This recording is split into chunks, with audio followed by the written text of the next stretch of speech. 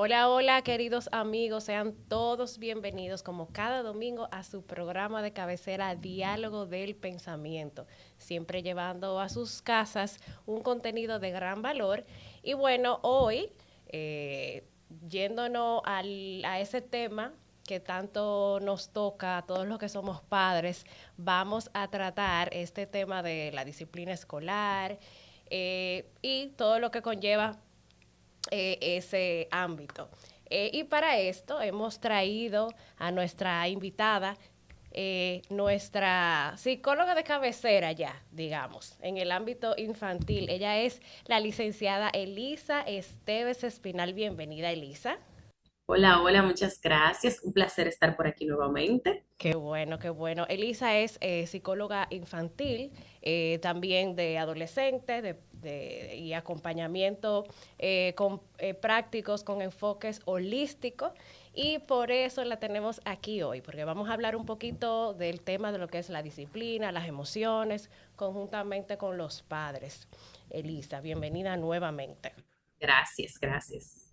Elisa, vamos a comenzar con esta preguntita que muchos padres quizá nos hacemos.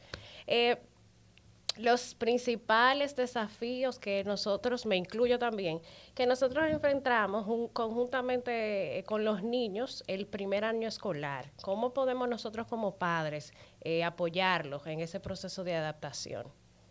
Bueno, súper interesante. Aquí tendremos a diferentes padres en diferentes situaciones, que es importante resaltar que puede variar, pues algunas recomendaciones.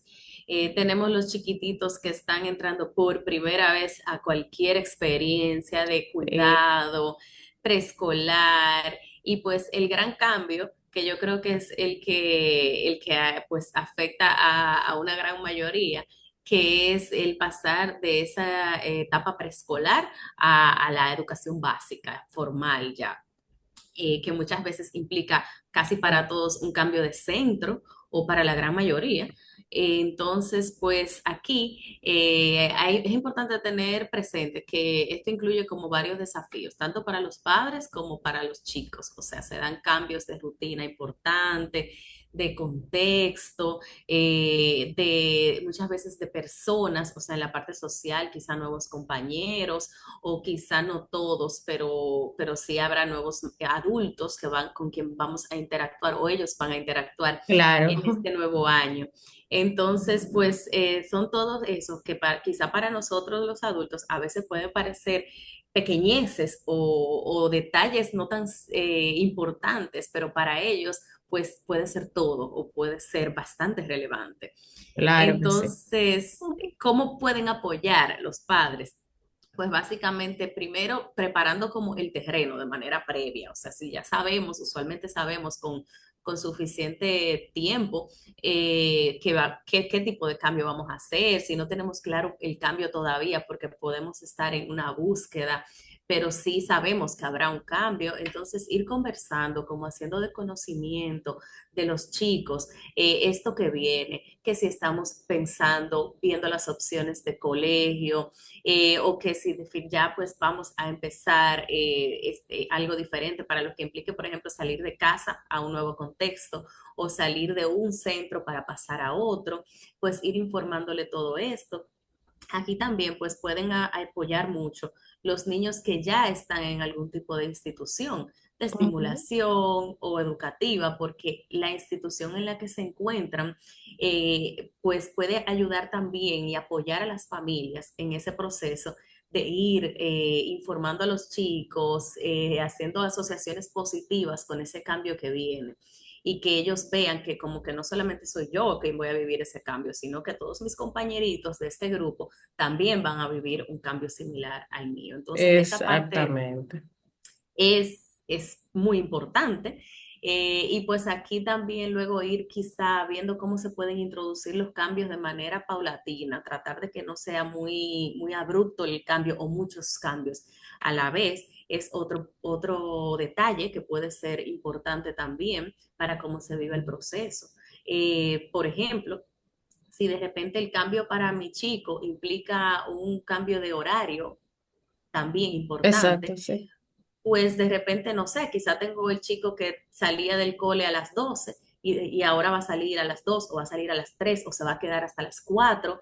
Entonces no es lo mismo que yo trate de, puede ser a veces política del centro, pero si no vemos que hay una política respecto a eso, quizá yo como padre puedo solicitar la flexibilidad inicial para que al principio, la primera semana, quizá se pueda ir a la hora que acostumbraba a salir antes y luego le vamos aumentando un poquito más y se le va informando, mira, mamá, hoy va a llegar un poco más tarde por ti y que pues en lugar de las 12 la próxima semana se va a las 2 y así en algún momento pues llegamos hasta las 4 si fuese el horario Sí. de retirarse. Entonces, así también los cambios se van integrando, se van aceptando con mayor facilidad para los niños, que si de repente yo estoy acostumbrado a siempre ir a almorzar a mi casa y ya de hoy en adelante definitivamente me quedo a almorzar en un nuevo lugar, puede ser más tedioso, puede haber más resistencia de parte de los chicos pues aceptar, adaptarse a esta. Exacto. Exacto. Y en ese sentido, ¿qué signos pueden indicar que a un niño está teniendo dificultades para adaptarse a su nueva rutina escolar? Claro, todavía para los chicos, hasta iniciando la educación básica, todavía suele ser, para algunos más que para otros, muy común el llanto como forma de comunicación de su tristeza, de su incomodidad, de su angustia. Aunque obviamente sabemos que mientras más pequeño es el niño, este mecanismo es más común, ¿verdad? Ya ellos van Claro. creciendo aquí y tienen palabras para expresarse y demás, pero no todos los niños se expresan directamente de manera clara. Entonces, pues, el que el niño, por ejemplo, al principio, pues muestre resistencia, se siente incómodo, se siente extraño y llore, es esperable, no pasa nada, no es un signo de alarma, pero si vemos que está pasando un tiempo considerable, que ya pues hemos tomado en cuenta las primeras recomendaciones y ya ha pasado más de un mes y todavía vemos como esa incomodidad, esa angustia significativa que todavía llega hasta un episodio de llanto, pues es un signo de alerta, pero también hay otros quizá menos evidentes y menos sutiles, como los cambios de comportamiento, que de repente teníamos un niño que para nada se mostraba así y de repente empezamos a recibir retroalimentaciones de que tenemos un niño mostrando mucha irritabilidad o más retraído de lo usual o más reactivo de lo usual. Claro, ese niño, Entonces, por Por ejemplo, que pasó de ya de preescolar, de su burbuja, entonces ya pasa al ciclo de los grandes, a primero. La adaptación puede ser un poquito más, bueno, más incómoda para ellos.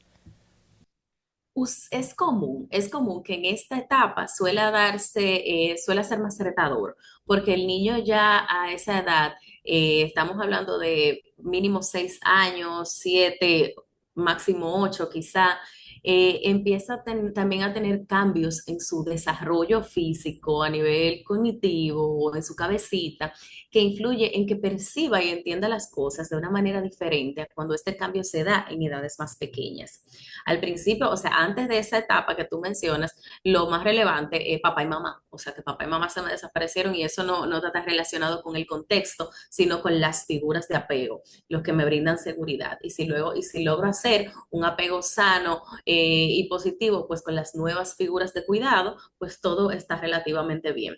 Pero ya luego en esta edad que tú mencionas, pues entran en juego otras cosas, la parte de la socialización, ya el contacto no es solamente con iguales, sino que hay niños mucho más grandes usualmente en el entorno. Ya los adultos pues también perciben, como ven estas capacidades a esta edad, aunque no necesariamente es sinónimo de madurez suficiente para manejar las situaciones, pues también hay más exigencias en los centros educativos y más demás. tareas. Claro, entonces son muchos cambios. O sea, está la parte social, está la parte pues de la seguridad, del apego, del entorno familiar para mí, las exigencias, responsabilidades, nuevos contenidos, o sea, son muchos cambios juntos. Y además, pues este cambio que se está dando a nivel interno del niño, de cómo percibir todo esto que está pasando a mi alrededor. Entonces, eso sí puede influir en que para algunos niños o para muchos niños, pues pueda ser más retador este cambio en particular. ¿Y cuál sería, por ejemplo, el descanso adecuado que tú nos recomiendas en ese mismo rendimiento académico que tienen más fuerte ahora? ¿Cómo podemos también nosotros ayudarlos a ese descanso saludable? Claro, mira, lo primero en el descanso es el sueño, que es lo básico, y pareciera como que es tan básico que a veces lo pasamos por alto o le restamos importancia, pero lo es todo. O sea, un cuerpo Totalmente. que no duerme las horas necesarias, no podemos pasar a otras recomendaciones de cuidar otros descansos que también, quizás se dan en vigilia. Entonces, porque el cuerpo para estar regulado, para estar funcionando y respondiendo de manera adecuada, para prestar la atención adecuada, para que esa memoria esté respondiendo de manera óptima, para que mis emociones se estén gestionando en la mejor capacidad que puedo a esta edad. Necesitamos un sueño reparador y de calidad. Entonces, pues para esto, cada familia tendrá su realidad ahí. Yo sé que ahora Claro. mismo es un reto muy grande. Todavía estamos en adaptación, incluso, ya terminando septiembre. Sí, claro. Sí, sí. Pero en general es un reto porque incluye el horario de los chicos, pero también incluye el horario a veces de los padres, de los cuidadores, de la cena, del trabajo de papá y mamá. Entonces son muchos factores a tomar en cuenta, pero dentro de eso, pues la recomendación es que los chicos puedan acostarse lo más temprano, de acuerdo a su rutina y a su realidad posible, y que esas horas sean regulares. O sea, no es como que, ok, vamos a hacer el mayor esfuerzo para acostarnos lo más temprano posible todos los días y hoy Ujú. logramos acostarnos a las 6 y mañana logramos acostarnos a las 8 y mañana a las 9, pero como fue antes de las 10, todo está bien. O sea, es como que tratar de que sea algo regular, estable, le da también estructura, seguridad a los chicos. Entonces, idealmente que tengamos una hora fija o por lo menos un rango mínimo de una hora, o sea, sí, qué sé yo, entre las 7 y las 8 de la noche, que ahí hay una flexibilidad de una hora, pero no va a variar pues de 6 a 9, o sea, no es tanta la diferencia. Sí. Entonces, que sea lo más, que podamos hacerlo idealmente todos los días también es importante y sobre todo contar las horas, porque no es lo mismo los chicos que tienen que pararse a las 5 de la mañana que los chicos que se pueden levantar a las 7 o el que se puede levantar a las 7:30. Entonces, pues también los horarios de los centros educativos influyen ahí, el tránsito, son muchos factores. Son muchos factores, incluso que también te quería preguntar, el rol que juegan las emociones de los padres en ese proceso, ¿cómo nosotros podemos gestionar eso para no transmitirle esa ansiedad a los niños y que podamos fluir? Por supuesto. Lo primero es que estas recomendaciones que yo estoy mencionando para los chicos, pues quienes primero tenemos que tenerla aplicada somos nosotros. O sea, no Escuchen solo los bien. niños tienen que descansar bien. Para yo poder tener un niño que disfruta de un descanso reparador y que tiene una rutina estructurada, con esa cierta flexibilidad, pero también con esos límites que se respetan, pues yo como mamá idealmente debería de también tenerlo y hacerlo y poder aplicarlo. Eso es lo que queremos, pero muchas veces cuando ya terminamos el rol de padres, comenzamos a hacer el rol ya de adulto, a hacer cosas para nosotros y bueno, a veces es un poquito tedioso. Claro, pero dentro de eso, pues cuidar nuestro descanso, porque si no descansamos, pues ni siquiera hablemos de emociones o de gestionar ansiedad y todo lo que va detrás, porque si yo no tengo un cuerpo que está mínimamente descansado, pues no puedo pensar en cómo gestiono este estrés, cómo manejo la ansiedad que me genera esta situación. Entonces, pues descanso número uno. Y luego, pues ver también cómo nos organizamos con nuestras rutinas y prestar atención. O sea, ya después, si soy una persona que tengo cuidado mínimamente mi descanso, que tengo una estructura que me permite cierta estabilidad y que obviamente va a disminuir mis niveles de ansiedad y mis estresores, pues entonces que yo pueda, eh, perdón, que yo pueda permitirme entrar en contacto con esas emociones, o sea, no ignorarlas, no hacer como que no, no puedo estar ansiosa, no puedo estar estresada, o sea, sino como que darme el permiso de ver, o sea, wow, preguntarme primero, preguntarme qué emociones me despierta a mí, me genera a mí esta experiencia que mi hijo va a vivir. Entonces, una vez como que me permito entrar en contacto con esas emociones, hablarlas idealmente con el padre o con la madre de los chicos, con una amistad que esté pasando algo similar o lo haya vivido y me pueda servir de apoyo, con la abuela que quizá también puede ser un referente, con alguien que me pueda servir de contención y no siempre de primera mano con los chicos. Aclaro, o sea, no siempre de primera mano, ¿por qué? Porque a veces si no tenemos como en orden nuestras emociones o ideas, pues podemos predisponer a los chicos a pensamientos, a sentimientos que quizá ni siquiera todavía están en ellos. Sin embargo, Exactamente. sin embargo, no significa esto, que me gusta aclararlo, que si surge del niño, que si estamos viendo en el niño, podamos entrar, entablar una conversación en la que yo pueda ser honesto con mis emociones.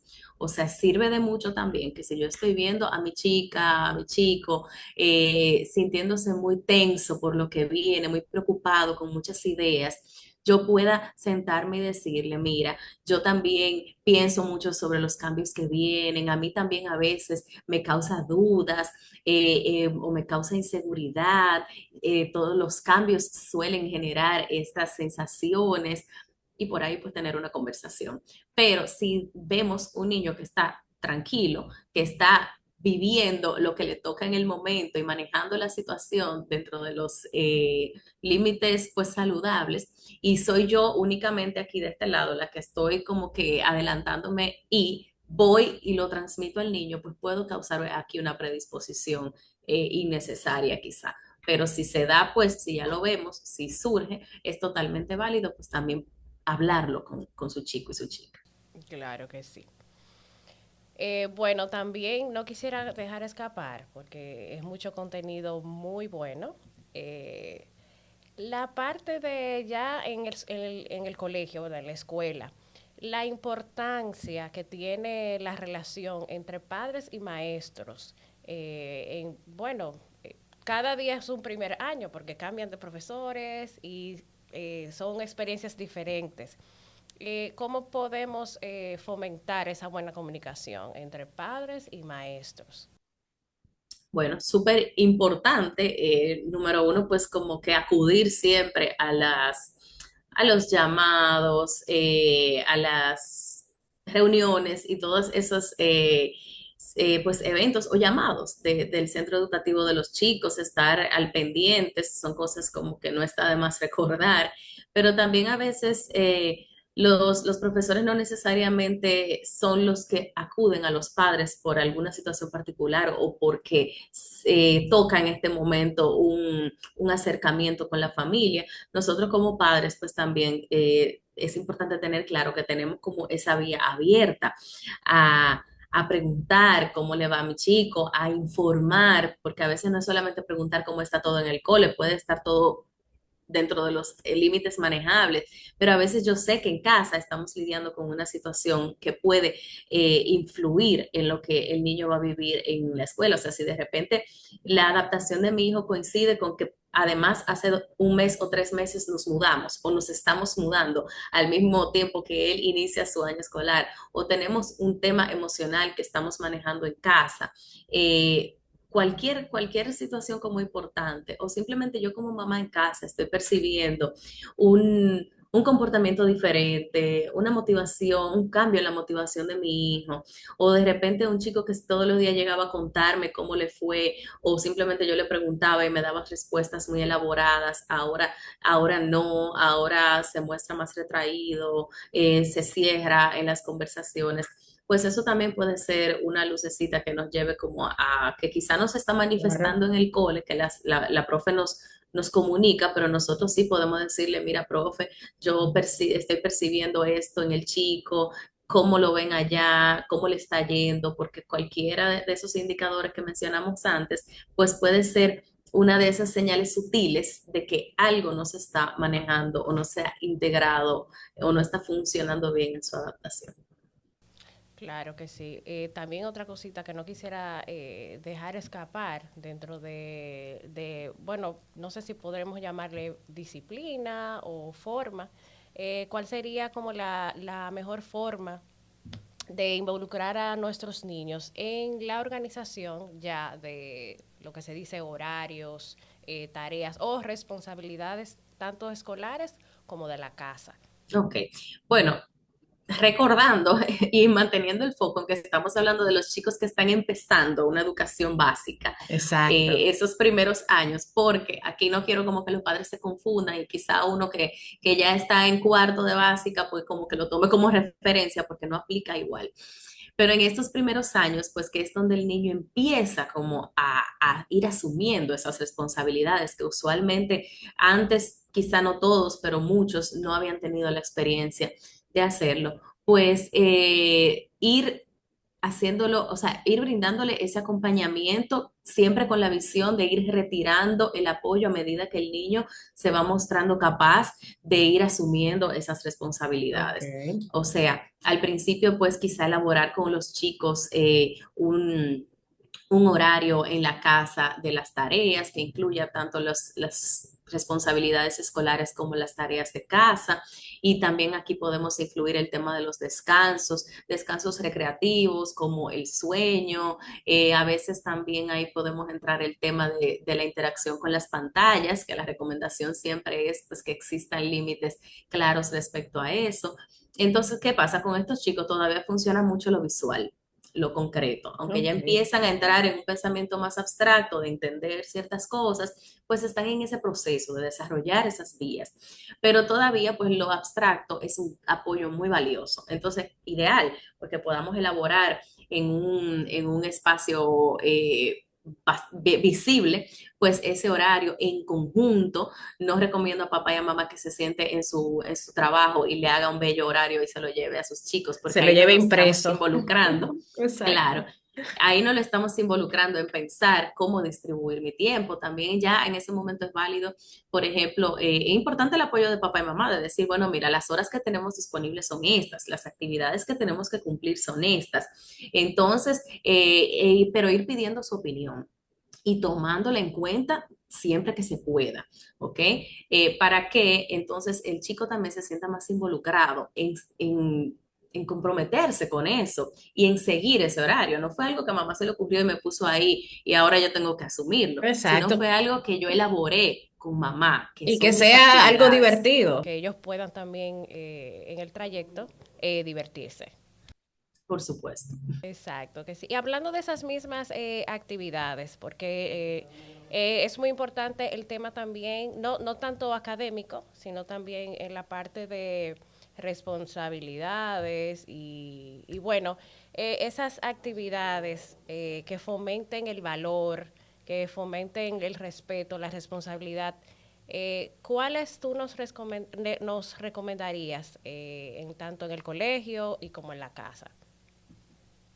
Ok, bueno, eh, actividades de interacción en general con los chicos, o sea, no necesitamos enfocarnos ni siquiera en actividades como especiales, de todo lo que tenga que ver con la interacción, o sea, desde la interacción dentro de los miembros de la familia, que es obviamente el primer escenario de prácticas que tenemos para fomentar todas estas habilidades Ujú. socioemocionales, como ya la interacción que naturalmente también ellos van a tener en su contexto educativo, con pares, con otros adultos que tienen otros límites y demás, pero también pues como que enfoques más recreativos, o sea, esas habilidades sociales y recreativas que nosotros podemos fomentar como padres, acercándonos quizá a las familias de los compañeritos, o si no tenemos tanta facilidad para tener un acercamiento con las familias del entorno educativo, pues quizá mis amistades que tengan niños de la misma edad, que podamos pues entablar una relación más cercana para que coordinemos una salida por ahí, a jugar, a comer, a un cumpleaños, a lo que sea que surja y que se pueda, pues en el escenario de cada familia. Pero todos esos escenarios como que no tienen que ser tan dirigidos, son la fuente de aprendizaje número uno de los chicos en esta edad. Ahora que también podemos sumarle a eso, pues los deportes, por ejemplo, que se trabajan, que se juegan en equipo, que implican cierta estructura y cierta disciplina, también le pueden sumar, pero no siempre no me gusta como que siempre el enfoque esté ahí en ir enseñando paso por paso, en ir como que en esos entornos controlados, porque todavía a esta edad los chicos necesitan mucho como que esa exploración más libre, más genuina de ellos, que se da en las interacciones sociales. Claro que sí. Y bueno, entiendo que es mucho más importante ahora en estos tiempos involucrarlos en la parte de la empatía, el respeto, más que simplemente aprender a sumar y a restar. Claro, claro. Porque ellos tienen una tendencia innata a la curiosidad en este momento por aprender cosas, conceptos y descubrir. Entonces, aquí la mayoría, claro, esto no aplica para todos, pero la mayoría no necesita tanto empuje. Sin embargo, la parte socioemocional les suele costar un poco más por un tema de madurez. Entonces, sí es totalmente válido como que prioricemos mucho eso de las habilidades, Ujú. porque de hecho, eventualmente pudiese ser o algo que nos ayude y nos dé apoyo en los procesos de aprendizaje o que nos reste. Exactamente, eso sería súper importante. Y también, Elisa, que en la edad que estamos tratando ahora mismo, ¿cómo podríamos también fomentar para que ellos pudieran establecer metas y propósitos en su vida? A largo plazo puede ser que ellos involucrar lo que sí, que pueden establecerse metas. Claro, todavía en esta edad hablar de metas a largo plazo es un reto como un poco grande, Sí. porque todavía no hay tanta madurez y tanta claridad respecto. O sea, se puede haber ideas, como que de repente yo vi un superjugador de fútbol que me encantó cómo juega y mi papá también le encanta cómo juega y yo quiero ser jugador de fútbol. Pero eso no Claro. necesariamente es algo que se vaya a mantener en el tiempo porque es una motivación muy emocional, no hay un concepto claro de lo que implica esa meta. Entonces, ahí es una invitación a los padres también como en esta etapa a ayudarlos a hacer metas más cortas. Quizá ese chico que me dice, yo quiero ser jugador profesional de fútbol, bueno, pues primero tenemos que aprender a jugar fútbol. O sea, eso puede ser una meta inicial. Vamos a ir a prácticas, a clases de fútbol o vamos a ver en el colegio, en las clases de deporte, pues practicar, decirle al profesor que te interesa este deporte en particular y ver cómo vas adquiriendo destrezas y pues este año puedes ver cómo aprendes a patear la pelota o a ver cómo se hace un gol y así vamos como que desestructurando esas metas grandes en metas más pequeñas para que sean más alcanzables pues así como vamos fomentando ese interés de ellos, también vamos fomentando como ese sentimiento de capacidad y esa hábito como de la perseverancia, del comprometerse con las cosas, sin mezclarlo, sin relacionarlo con algo muy grande, que si de repente estamos hablando nos quedamos con ser jugador profesional, es algo que le va a costar a los 5 años tanto tiempo en alcanzar, si lo llega a alcanzar, que puede generar entonces todo lo contrario si no lo llevamos a una meta más corta. O sea, de repente ya el año que viene vi que yo ni siquiera soy el mejor de mi equipo, entonces Le ya gusta yo no voy a otra hacer cosa, eso. Exacto. exacto.